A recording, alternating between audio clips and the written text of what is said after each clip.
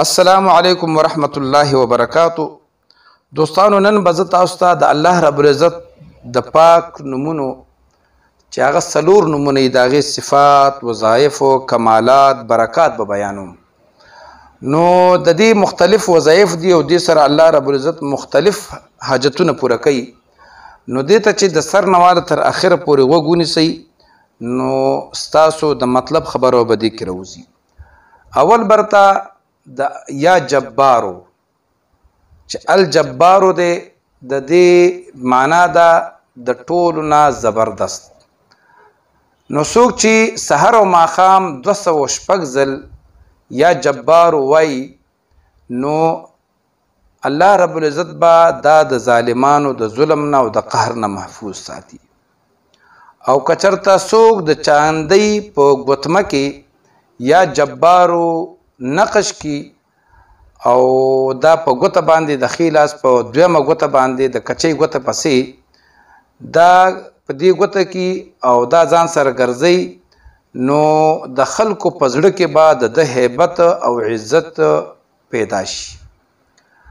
او یا جبارو چې څوک روزانه مختلف تعداد سره وایي نو یو خو به دی چې د ده پسې به څوک خبرې نشي کولی، غیبت به یې نشي کولی، به ده پسې به بدې ردې نشي ویلی، د هغې نه به الله محفوظ ساتي. او الله رب العزت به د هر ظالم او جابر د ظلم نه هم محفوظ ساتي. او که د دې سره یا جبارو یا ذوالجلال والاکرام دا ورسره یو ځای کړي نو دا خو بیا ډېر بهتر، د دې ډېر بیا زیات فضایل دي. سا چې څه حاجت یې الله به یې پوره کوي. دا د یا جبارو د المتکبرو الخالق والالبار او د دې څلور نومونو صفتونه دي، برکتونه به ته بیانوم. د المتکبرو معنا دا ډېر لویوالي والا او بزرګۍ والا. نو یا متکبر چې څوک وایي نو الله رب العزت به دله په دنیا کې د خلکو په نظر کې عزت ورکوي. او که څوک په هر کار په ابتدا کې یو کار شروع کوي او یا متکبرو دا وایي نو الله بیا هغه کار کې کامیابی. که څوک وایي چې مال الله نارینه اولاد راکړي نو چې کله خپلې کوروالا ته نږدې کېږي نو د هغې سره مباشرت کوي، کوروالی کوي، نو د هغې نه مخکې چې لس ځل یا متکبرو ووایي الله رب العزت به وله نارینه اولاد هم ورکړي او هغه به داسې نارینه اولاد چې نیکبخت به وي، خوشبخته به وي، خوش قسمته به وي. که څوک بېحیایي کارونه کوي، د چا بچی یا په کور کې رور یا څوک په بېحیایي په کارونو کې یا په غلط کارونو کې اخته وي او هغې باندې لس ځل دا وایي او په هغه باندې دمی یا متکبر وایي او د هغه باندې داسې په طریقه باندې وردمی نو انشاءالله العزیز الله به هغه سړی د غلط کارونو نه منع کي.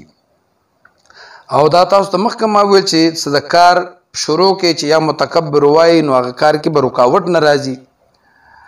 او بعضې کسان که په خوب کې یریږي نو الله رب العزت په دې نوم کې دومره کمال اچولی دی چې هغه د وده کېدو نه مخکې 21 ځل یا متکبر ووایي دا په خوب کې چرته هم نه یریږي. اوس درته د الخالقو پیدا کولو والا یا خالقو چې څوک ورځې مسلسل سل ځل ووایي نو الله رب العزت به د ټول افتونو نه محفوظ ساتي. او د دې په فضایلو کې داسې راځي چې څوک دا یا خالقو همیشه وایي نو الله رب العزت یو فرشته پیدا کی او هغه د دې انسان د طرف نه عبادت کوي او اسوابونه د تر رسیږي او د په دې مخ کې یو خصوصي نور الله پیدا کی. که د چا یا مال ورک شوی وي یا زوی رور داسې ورک شوی وي او هغه 15,000 ځل د دې وردو کې انشاءالله العزیز اتښتېدلی یا ورک شوی ماشومي که غټ وي هغه به خامخا کور ته راځي. او 1000 ځل یا خالقو چې څوک وایي نو د اولاد نارینه دپاره دا وظیفه هم ډېره بهتره ده چې نارینه اولاد یعنی الله وله زوی ورکي. او که چېرته بعضې وخت کې د چا جنګ جګړه یو ځای کې راشي او هغه 300 ځل په جنګ جګړه کې الله رب العزت دې ټول د دې مصیبتونو نه جنګ جګړو نه وساتي، خو بعضې وخت کې راشي نو 300 ځل چې دا وایي نو د باندې به دشمن به د باندې نه غالبه کېږي، دا به پې همیشه زورور وي. اوس درته د البارئ د الله رب العزت بل صفت نوم دی. البارئ ترجمه یې دا ده ساه اچول والا.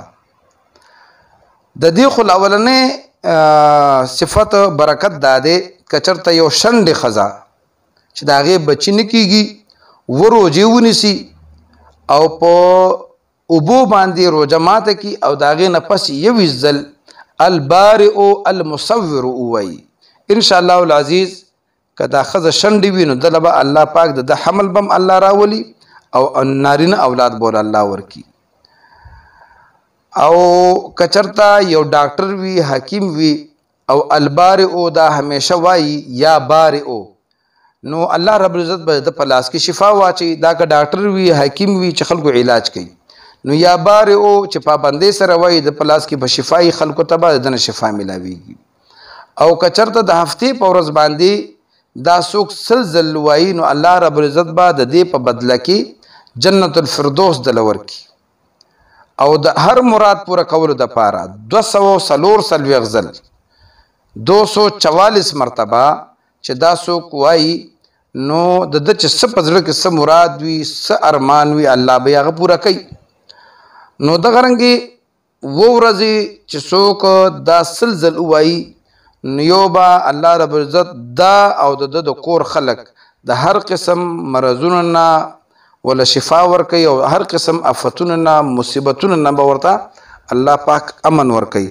الله رب العزت دې په مونږ ټولو باندې رحم وکړي. زمونږ چې څومره اورېدونکي دي هغوی له دې الله رب العزت د هغوی چې په زړه کې څه ارمانونه دي هغه ارمانونه هغه مرادونه دي الله پوره کړي. څوک قرضدار دي الله دې هغوی د قرض خلاص کړي، څوک بې ګناه بندیان دي هغوی دې الله د بند خلاص کړي، مریضان له دې الله شفای کامله ورکړي. انشاءالله بیا په بله موقع به بیا ستاسو په خدمت کې حاضرېږم. تر هغې پورې اجازت غواړم د الله په امان.